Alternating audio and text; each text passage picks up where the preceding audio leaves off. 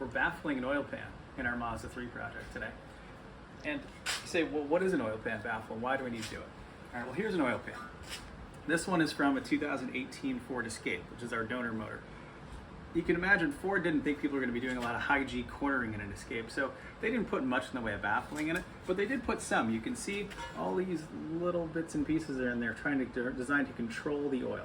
And that's what baffles are ways to control the oil and keep it at the oil pickup so that the pickup doesn't starve for oil when the car is at a weird angle or it's cornering hard and pushing all the oil to one side. So we're going to add a baffle to this that we've made from scratch today because our car is going to do a lot of high G cornering. So Chris, you come over here. So we figured out where the oil pickup is by putting some Play-Doh in the pan, putting the pan on the motor, and that gave us an idea where the pickup exactly is. It also shows you your clearance to the pickup. So once we knew that, we started with the CAD cardboard aided design. We've had some Sam Summer.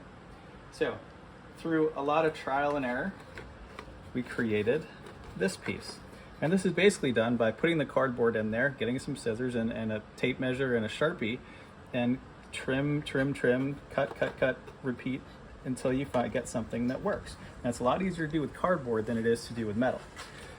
Now, once we got the cardboard template done, we transferred it to sheet metal. You can see it's pretty close. Once the sheet metal was done, we still have to do a little more trimming and whatnot, but by the time we got that all cut out, got the holes drilled, we can put this in here, and we have a baffle. And the way this works is that when the oil comes down from the engine, it's all funneled toward the center where the oil pickup is. Remember, this, our Play-Doh is our indicator where the pickup is. That's where the pickup's going to be. So the more oil that is down right here in the center, the better. So as it comes down from the engine, it hits this plate, it flows down here, and it flows right into the center there. And this is a very simple baffle. A lot of times I've made them in the past where they go all the way down to the bottom and they have a one-way flap like a door hinge so that oil can only go in but not go out. Because this pan already has all this stuff in it, this is also helping control the oil, so I didn't think we needed that. But when I cut this open, I just bent those down again to keep the oil from sloshing. And that's what you're trying to do, is slow down the oil movement, keep it near the center where the oil pickup is. So the other thing I had to do when making this is we had to secure the secure the baffle to the pan so it doesn't move around. This had no provision to do so.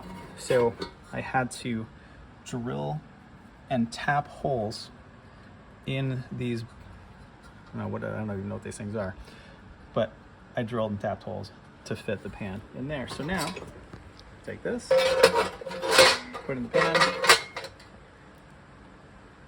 bolt it in. These are metric 6 by 1.0 because the world is littered with these, so let's use them.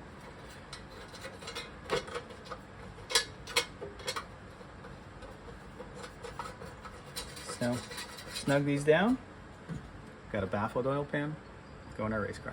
So if you are going to make this for your car, you have to make sure that there's space behind it, right? So it shouldn't be totally snug to where the pan is so the oil can get all the way around. Correct. You're not trying to stop it for the most part, you're trying to slow it down. And if I were really trying to do a really good job, I'd have these pieces go all the way down to the bottom, and I'd have one-way flapper doors. And you can do that on all four sides, and that makes sure that all the oil that gets in the center stays there.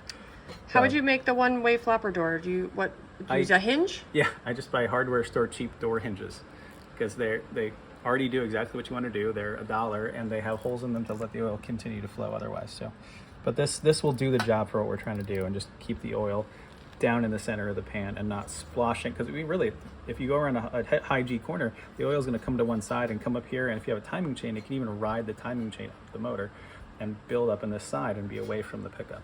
So things like this, it just slows down the oil and keeps it there for those corners. Any other tips for people that want to do this themselves? Yeah, make sure you test fit it and that your dipstick actually fits in your pan. That's a great idea. A lot of people have made these kind of things, and then your dipstick gets... Where does our dipstick go? I have to go double check it, but I'm going to check it now, but I just wanted to get it done. Yeah, it's a shame when you can't check your oil because you make one of these, but test it before you bolt it down. All right, anything else? No, that's it. Should everybody do this? Yes. Yeah? It's simple, doesn't take very long, it's cheap, and it'll help keep your oil in the right place and keep your motor alive. All right, you want our out?